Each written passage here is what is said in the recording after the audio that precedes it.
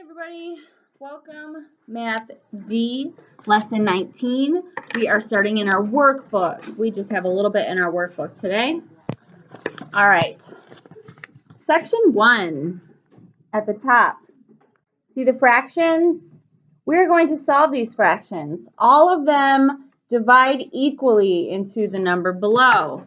So what you're going to do is use your multiplication number line and you're going to actually work backwards. So you're going to divide. You're going to find the 9 line across the top of your multiplication sheet. I had one to show you guys, but I don't think I have it right this second. Find the 9 at the top of your multiplication sheet and go down until you find 27. When you find the number 27, then you go over and see what number you landed on. 9 goes into 27 3 times. Division. All right, the next one, start on the 3 on the top, go down until you find 21, and then go over to the side. You land on 7. 21 divided by 3 is 7. The next one I have, go on the 4 line, go down until you find 20, and then go over. The big number the other number you land on is 5. 4 goes into 25 times. I do want you to try D, E, and F on your own. Those are pretty easy. Remember, one number can only go into itself one time. So if you have the same number on the top and the bottom, your answer is 1. All right, part 2. Here's a table shown twice. It's the same table, remember? I didn't write any arrows in on mine because I know that this side, that these are the totals and that these are the totals.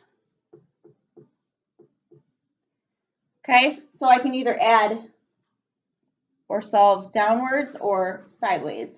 Remember our rule, you can't do anything if you only have one number in your column. So if I look here at this first column, can't really do anything going that way because I just have 44.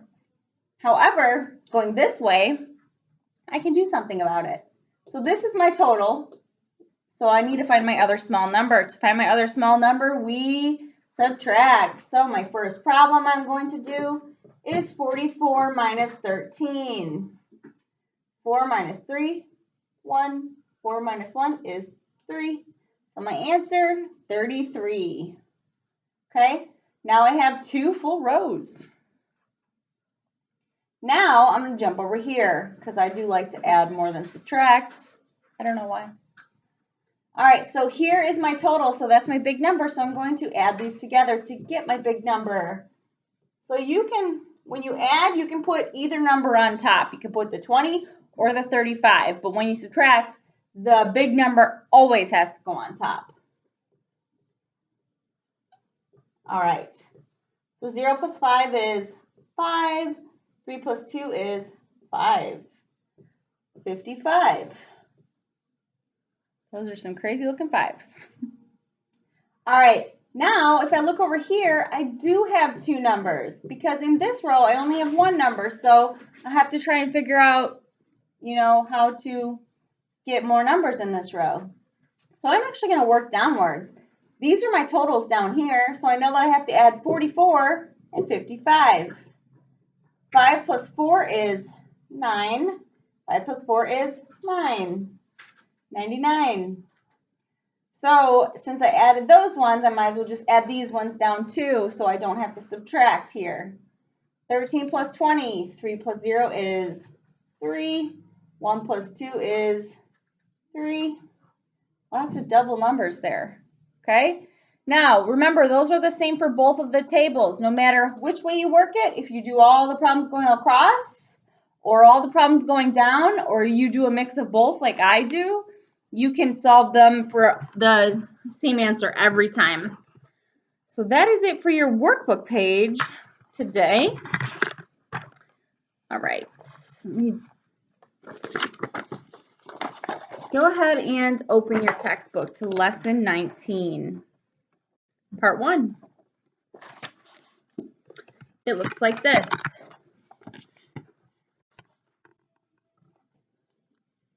These are word problems that tell about rectangles. Problem A. So when you have a word problem that tells you about a rectangle or some sort of shape, I like to draw to show my work. Because for me, if you draw a picture, it helps you to understand the word problem. And that's a really good strategy when you are solving word problems. All right, so A says, the floor of a room is 8 feet long. All right, so here's my floor. It's 8 feet long and 5 feet wide. What is the area of the floor? So I'm going to go ahead and connect this. This is the floor, 8 feet long and 5 feet wide. Okay, to find, I know that I'm also talking about feet. Okay, so how do we solve this? We make a multiplication problem. Try and bring you guys a little closer. All right, so now our problem is 8 times 5 equals 40. 40 what? Square feet. Okay, that's problem A. I will help you write up problem B and C, draw the pictures, but I do want you guys to try and solve them on your own because I think you can. Smarties. Lots of people returned to school this week, and everybody's been watching the videos and getting so smart. All right, problem B. A board is 4 inches wide. Let's see, 4 inches wide and 10 inches long. So then I'm going to close it. What is my label here? 4 what? 10 what? Inches. So you can draw your picture and then write your multiplication sentence. Square inches is going to be with your answer. Okay? And C. A ranch is 25 miles long. 25 miles. And I am just drawing a picture, so I'm estimating this is not 25 miles. 25 miles long and 9 miles wide. How many square miles is this ranch? Okay, go ahead and write your multiplication sentence and your label. When you are finished, we're going on to part 2. Yes? What do you do, my pumpkin? She's still doing it. All right, let me go ahead and erase.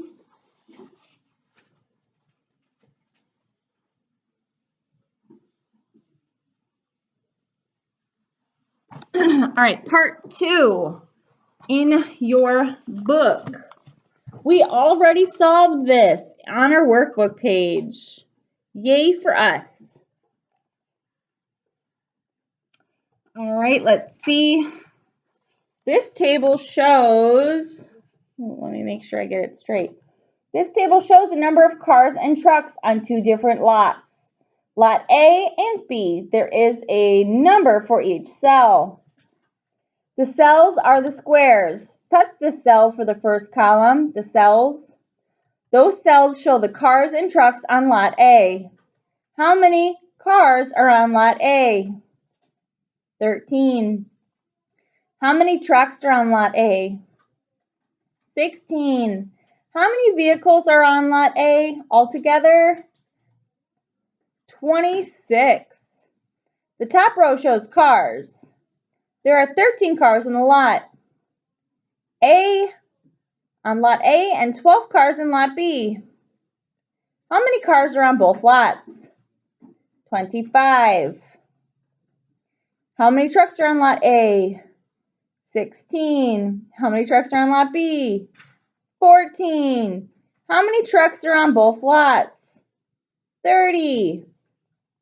All right, I want you to go ahead and label your paper A through D.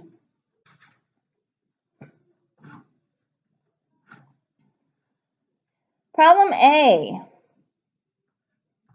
How many cars are on both lots? To find item A, how many cars are on both lots, you find the cell in the row for cars and the column for both lots. The number in that cell is the answer. Item B, how many vehicles are on lot B? You find the cell in the row for both vehicles and the column for lot B. The number that is in the cell is the answer to B.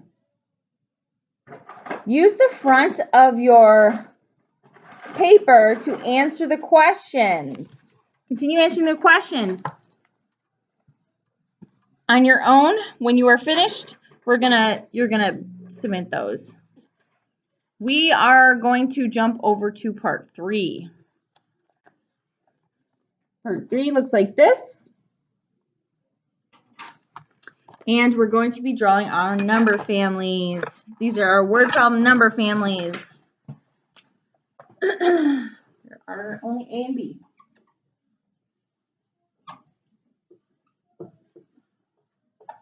All right. So family A says there were 71 yellow flowers. Okay, so I know I'm talking about flowers. I'm going to put the word flowers down here. I know I have yellow flowers, and there are 71 of them. In the garden, if there were 349 flowers in all, there are 349 flowers in all. How many were not yellow? So NY. I'm missing a small number here. So how do I solve if I'm missing a small number? I subtract 349 minus 71. So for part of this problem, I am going to have to borrow. I see it already. All right, can I take 9 from 1? Yes. If there are more on top, I can continue to work. Don't stop. If there are more on top, don't stop. So 9 minus 1 is 8. Now in this column, I have 7 minus 4. I can't do that, okay? If there are more on the floor, you have to go next door. So if there are more down here than up here, you have to go to the next problem to borrow. 3 minus 1 is 2. Don't forget to cross this out. I've noticed that in a couple of our friends who were returning. Now I have 14 minus 7. 14 minus 7, that's a doubles fact. I know 7 plus 7 is 14. Then I'm going to bring my 2 down. 278. Plug it in. 278 what? Flowers that are not yellow.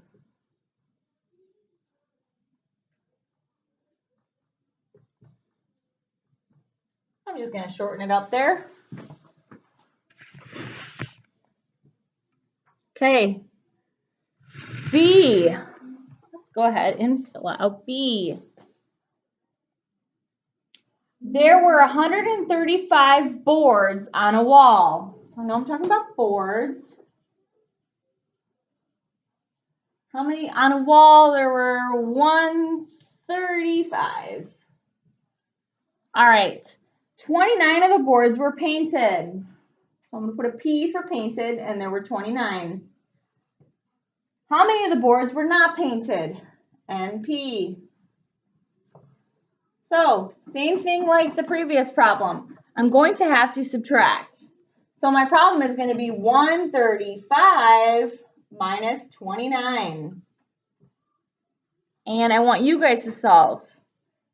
Looking at the 9 underneath the 5, if there are more on the floor, you have to go next door and borrow. Okay? Go ahead and complete that.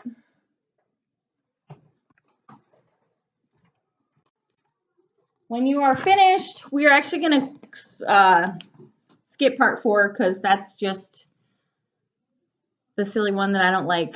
And you are going to go ahead and complete your independent work. However, tomorrow is going to be, or lesson 20 is a test. The next lesson after this is a test. So Make sure that you are trying to do the math on your own and not necessarily using a calculator. And I will probably make another video to help you guys with the test.